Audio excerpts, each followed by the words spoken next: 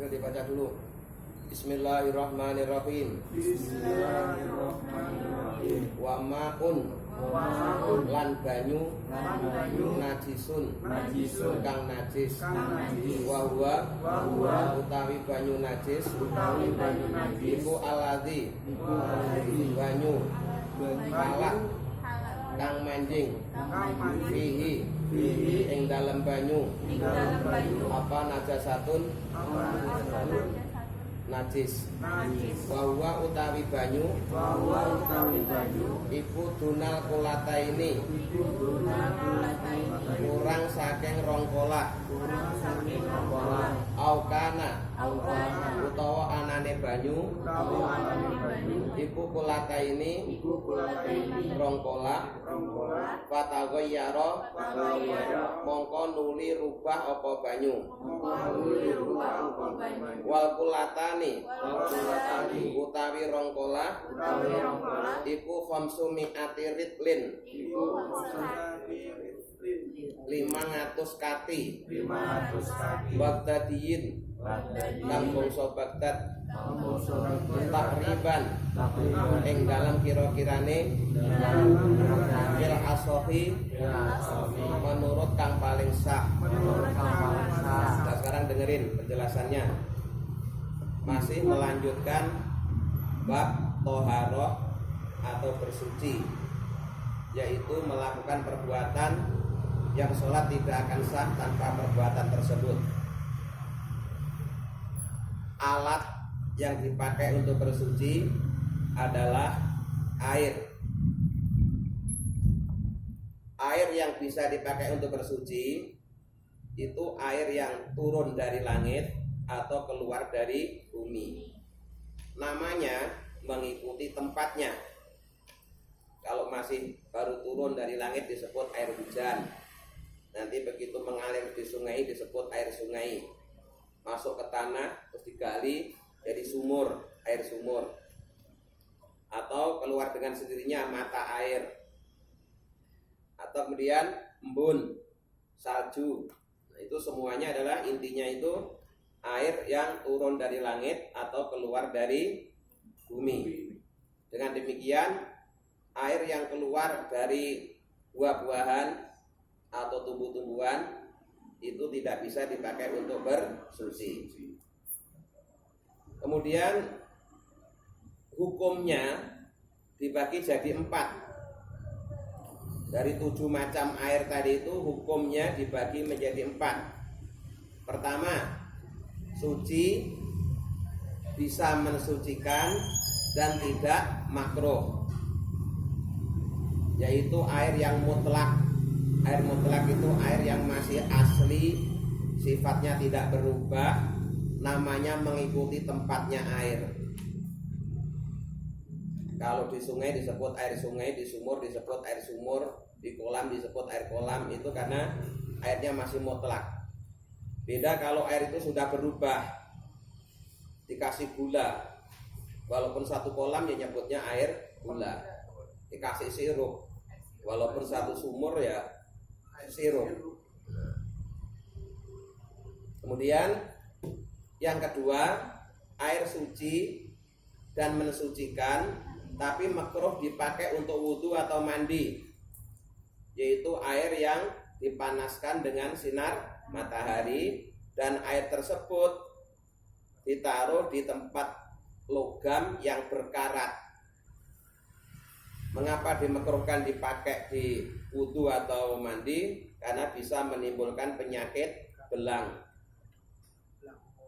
Kalau untuk nyuci baju nggak makruh, atau sudah dingin juga tidak makruh. Tapi ketika masih panas, airnya masih mengandung karat, itu makruh dipakai untuk wudhu atau mandi, karena bisa menyebabkan kulit jadi belang-belang. Itu yang kedua. Yang ketiga, air suci tapi tidak bisa dipakai untuk bersuci. Ada 2 macam. Pertama, air mustakmal, yaitu air yang sudah dipakai untuk menghilangkan hadas atau najis. Air bekas, walaupun bisa jadi air itu masih suci tapi tidak bisa dipakai untuk bersuci.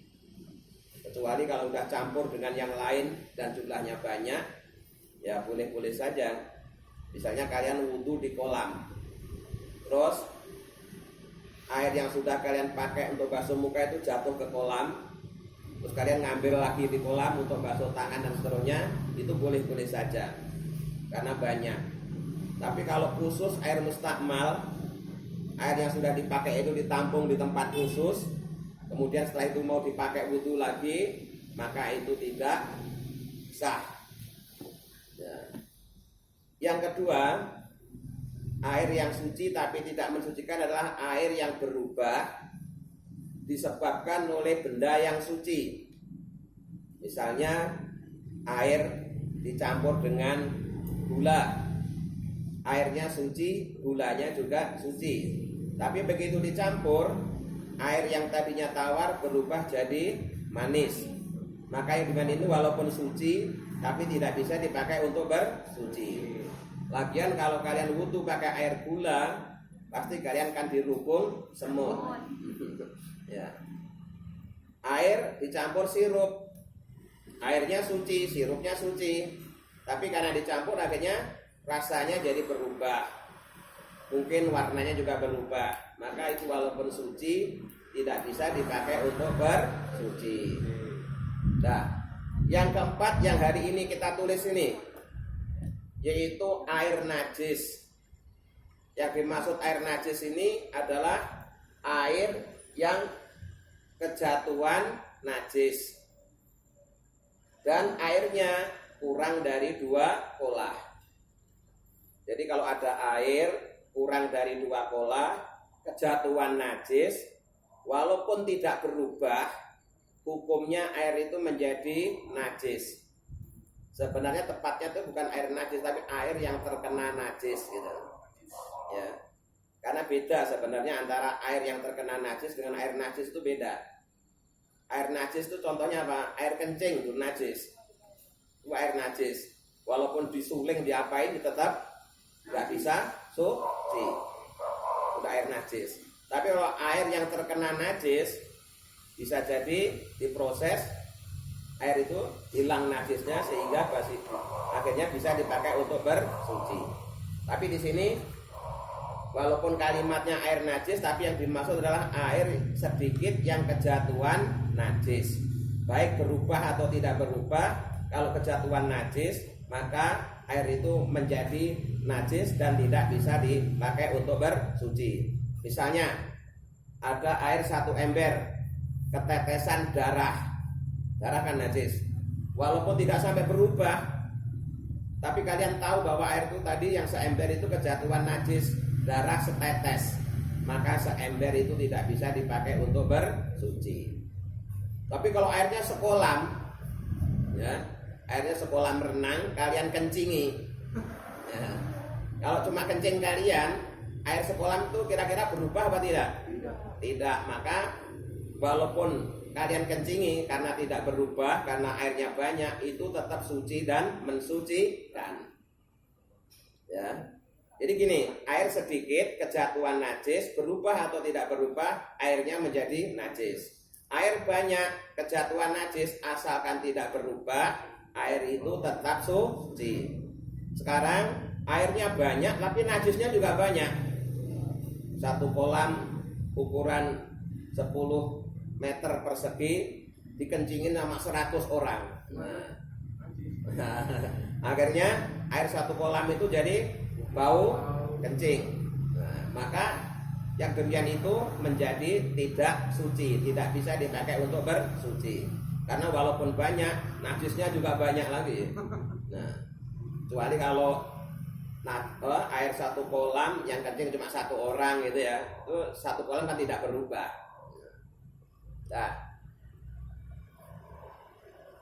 kemudian yang disebut air banyak itu seberapa? Ukurannya adalah 2 kolah. Ya, 2 kolah. Nah, kolah itu nama ukuran atau takaran yang dijadikan tolok ukur. Air ini sedikit atau banyak. Kalau kurang dari 2 kolah berarti disebut air sedikit. Kalau 2 kolah atau lebih itu disebut air banyak. Nanti dari segi penggunaan air itu akan beda. Kalau air itu kurang dari 2 kolah, ya, disebut air sedikit. Maka cara yang paling aman ketika kita menggunakan air tersebut adalah dengan cara dikucurkan. Ya, misalkan kalian mau wudhu, airnya cuma sebotol aqua gitu ya, bisa. Tapi jangan dikobok. Airnya itu dikucurkan. Mau wudhu, mandi lewat keran itu lebih aman. Ya. Tapi kalau airnya banyak, 1 kolam, kalian menjebur di kolamnya juga nggak masalah, gitu loh. Ya, dari segi cara penggunaannya. Nah, 2 kolah itu seberapa? Di kitab ini dijelaskan 500 kati. Kati itu takaran air yang dikenal di negeri Baghdad, Irak. Kalau di Indonesia sendiri barangkali juga udah nggak ada. Maka perbandingannya adalah ini, dengerin, sekitar 190 liter, ya, 190 liter, atau luas segi 4 panjang tepinya, ya, luas segi panjang luas segi 4 panjang tepinya 58 cm. Jadi kalau kalian punya tempat air, ya, panjangnya 58 cm, dalamnya 58 cm, lebarnya juga 58 cm, terus dipenuhi air, maka air yang ada di tempat itu ada 2 kolah. Makanya kalau kita bikin bak mandi di rumah kita, ukurannya ya paling enggak 1 meter lebih lah, ya. Jangan cuma kurang dari itu. Nanti kalau kurang dari itu, nanti airnya kurang sedikit aja sudah dianggap air sedikit. Kurang dari 2 kolah, kita makainya harus dikucurkan. Tapi kalau bak mandinya 1 meter kali 2 meter, nah itu kan dipenuhi air semua, itu kan bebas. Kalian mau jebur pun tidak akan merusak kesucian air. Nah, sebelum ditutup kita baca sekali lagi. Bismillahirrahmanirrahim. Wa ma'un lan banyu najisun kang najis. Wa huwa utawi banyu najis iku alladzi banyu halat kang manjing fihi ing dalam banyu apa najasatun najis. Wa huwa utawi banyu iku dunal kolata ini kurang saking 2 kolah. Aukana utawa anane banyu iku kolata ini 2 kolah. Fatawayaro maka nuli rubah apa banyu. Jadi kalau airnya sedikit, kejatuhan najis, walaupun tidak berubah, airnya dianggap najis. Airnya banyak lebih dari 2 kolah, kejatuhan najis, najisnya juga banyak sampai kemudian berubah, maka juga menjadi air yang najis. Tapi kalau airnya banyak, najisnya sedikit dan tidak berubah, ya tetap suci dan mensucikan. Kemudian wal kulatani utawi 2 kolah iku konsumati ritlin 500 kati utawa 190 liter Baghdadiyin kang bangsa Baghdad takriban ing dalam kira-kirane fil asafi menurut kang paling sah. Jadi ukuran tadi itu bukan ukuran yang pasti, bisa kurang sedikit, bisa lebih sedikit. Ya, terima kasih. Assalamualaikum warahmatullahi wabarakatuh.